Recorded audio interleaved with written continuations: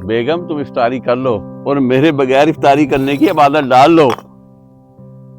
और बेगम हम नए नए मजदूरी की ड्यूटी पे लगे हैं, अगर ड्यूटी छोड़ देंगे तो घर का खर्चा कैसे चलेगा?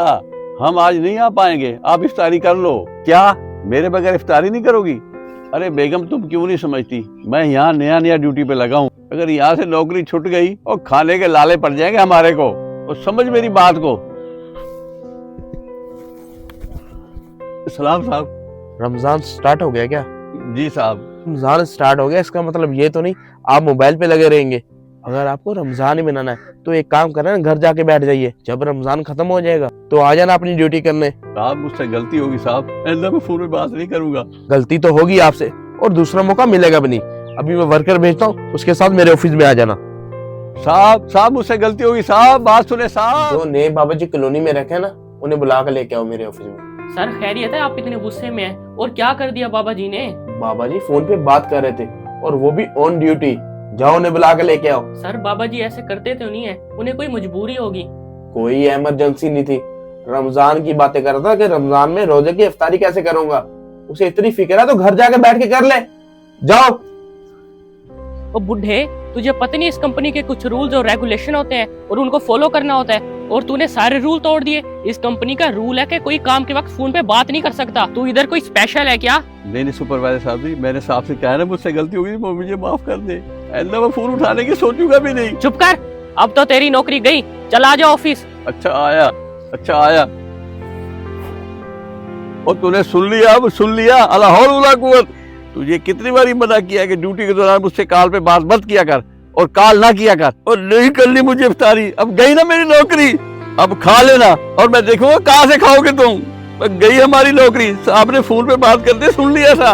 बाबा अभी तक आए नहीं, अगर मैं अकेला गया तो साहब मेरी बेइज्जती करेंगे। अभी जाकर देखता हूँ बाबा क्या कर रहे हैं। साहब ने हमें अपने ऑफिस में बुलाया है और सुपरवाइजर ने बोला तुम तो नौकरी से हाथ धोके बैठोगे। कितनी बार तो ये मना किया, कॉल ना किया अगर मुझे, पर नहीं, तूने तो मेरी बात सुन ली नहीं। अब जाके देखता हूँ साहब क्या कहते हैं मुझे। बात हो गया तो जनाब आ जाओ, हम आपके बाप के नौकर नहीं है जो इतनी देर वेट करें। चले साहब चले। सर बाबा जी आ गए। उमर आप जाओ बैंक से कैश ले आओ। जी सर मैं अभी लेकर आता हूँ। अच्छा आप बताए, ड्यूटी के टाइम पे क्या कर रहे थे आप? सर मुझसे गलती होगी सर, मुझे माफ कर दीजिए।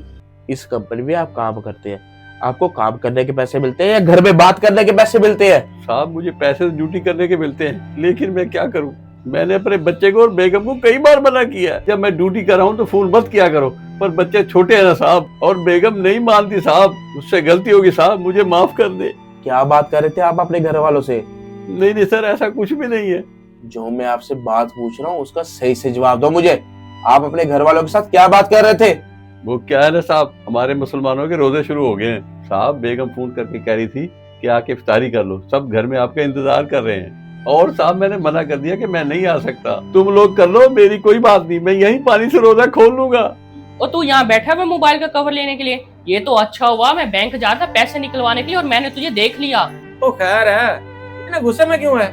जो नए बाब है उन्होंने हमारी कंपनी का रूल तोड़ दिया। मुझे लगता है बॉस आज उसे नौकरी से निकाल देंगे। ओ भाई उसने गलती क्या की है? काम के वक्त मोबाइल पे बात कर रहा था अपनी घर वाली से। तूने अच्छा किया मुझे बता दिया, मैं भी टाइम से काम पे पहुंचता हूँ कि वो मुझे ना निकाल दें। साहब नौकरी करना भी जरूरी है। आप मुस्लिम हो? जी साहब। और आज आपका पहला रोजा है? जी। आपका आज रोजा है? जी सर। क्या फिर आप पूरा महीना रोजा रखते हो? पूरा महीना हम रोजा रखते हैं, ना उसमें खाना होता है ना पीना होता है। शाम को इफ्तारी करते हैं और सुबह के टाइम सहरी करते हैं, उसके बाद शाम को रोजा खोल लेते हैं। अच्छा, आपके घर वाले ये चाहते हैं कि आप टाइम से जाके उनके साथ इफ्तारी करें? जी सर। कौन कौन है आपके घर में इफ्तारी के लिए? जी साहब जी, बेगम है, 4 बेटियां हैं और 1 बेटा है। अगर आपकी इतनी बड़ी फैमिली है और वो चाहते हैं आप उनके साथ इफ्तारी करें, तो आप चले क्यों नहीं जाते? घर में काम कर रहा मैं अकेला हूँ, क्योंकि अभी बच्चे छोटे हैं और कोई काम नहीं करता, इसलिए मुझसे गलती होगी साहब, मुझे माफ कर दे। और मैं घर कह दूंगा कि आइंदा वो कभी यहाँ कॉल नहीं करेगी। फैमिली आपकी बड़ी है, वो तो सुन के पता ही चल रहा है। एक काम करें ना, जाके उनके साथ इफ्तारी करें। साहब मैं पहले भी गुजारिश कर चुका हूँ, मैं घर में कमाने वाला अकेला हूँ, मैं काम छोड़ के नहीं जा सकता।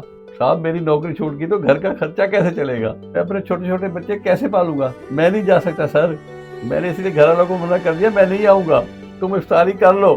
देखिए पूरे साल में एक बार रमजान आता है और आप अपनी फैमिली के बड़े हैं, पहला रोजा घर जाके नहीं खोलेंगे तो आपकी घरवाली को और आपके बच्चों को ये नहीं लगेगा कि आप सारा दिन मेहनत करते हो और घर चलाते हो, तो उसके बाद भी आप उनके साथ जाके इफ्तारी नहीं करोगे, तो बुरा तो लगेगा ना उनको भी।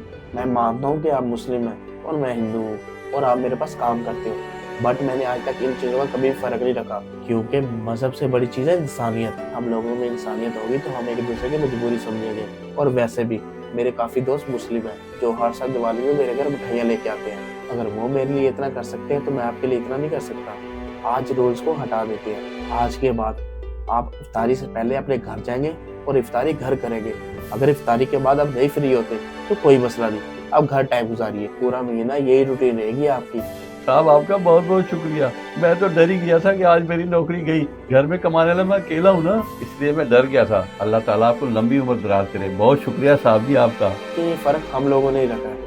मुझे लगता है कि ये फ़र्क हम लोगों के दिल से जितनी जल्दी मिट जाए उतना अच्छा आप लोगों के लिए भी होगा और हमारे लिए भी। इफ्तारी का टाइम हो रहा है, घर वाले आपका वेट कर रहे होंगे, तो जाइए आप। अच्छा तो मैं चलता हूँ। सुनिए, अच्छा मैं ये सोच रहा था आपकी फैमिली इतनी बड़ी है और बच्चे भी हैं, तो रमजान में इफ्तार में सबसे पहले खजूर खाते हैं ना आप लोग? जी सर। ये ले कुछ पैसे। रमजान में जो फ्रूट और खजूरें आएगी ना वो हमारी तरफ से होंगे, ये उसके पैसे हैं। बहुत शुक्रिया साहब जी। अल्लाह ताला आपको इसका बहुत अजर देगा। हम गरीबों के लिए साहब आपने इतना सोचा, शुक्रिया। अब मैं चलता हूँ। अस्सलाम वालेकुम। जय श्री राम। सच में यार, तेरा दिल बहुत बड़ा है, तू बहुत अच्छा इंसान है। आप अपने ऑफिस में काम करने वाले हर स्टाफ का बहुत अच्छे से ख्याल रखते हैं और आप हर आदमी को बहुत इज्जत देते हैं, चाहे वो छोटा से छोटा काम करता हो। तुम हिंदू और उस चाचा जी मुसलमान, फिर भी तुमने उसकी हेल्प की यार। वरना आज के दौर में तो हिंदू मुस्लिम आपस में लड़ते ही रहते हैं। वरना आज के दौर में तो हिंदू और मुसलमान आपस में लड़ते रहते हैं। आपको पता है जब बच्चा पैदा होता है उसको नहीं पता होता है वो हिंदू है, मुसलमान है, ईसाई है, सिख है, क्या है। उसकी पहचान पता है कैसे होती है? जो जिसके घर में पैदा होता है वो बन जाता है। जैसे कि सिख के घर में पैदा हुआ तो वो सिख बनेगा, मुसलमान के घर में पैदा होगा वो मुसलमान बनेगा, अगर हिंदू के घर में पैदा होगा वो हिंदू बनेगा। ये रस्में रिवाज हमने खुद बनाई है। और तुम्हें पता है हर एक इंसान को अपने मजहब पे फख्र होना चाहिए। हाँ जी, आपको पता है कि आज हमारी शर्मा जी के साथ मीटिंग भी है। ठीक है, आप कॉल कर ले, बुला ले इधर ही। हाँ, ये भी ठीक कहा है तुमने। अल्लाह के नज़दीक सबसे बेहतर वो है जो इंसानों के साथ सबसे ज़्यादा भलाई करे। अगर आपको ये वीडियो अच्छी लगे तो सदका जारिया समझ के ज़रूर शेयर करें। आपके एक शेयर करने से किसी की सलाह हो जाए।